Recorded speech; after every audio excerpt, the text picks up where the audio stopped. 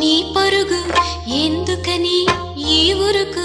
నీ కోసం నేనుండగా మరి ముందుకు పోతావే అలా అలసట అంతా తీరగా నా ఒడిలో లాలిస్తా పద ఆగనిది నా అడుగు ఎందుకనో నా ఎదనడుగు ఏమో ఎక్కడ ఉన్నదో నా కలలో కదిలే చిన్నది నీలో మాత్రం లేదులే నేనన్వేషించే ఆ చెలి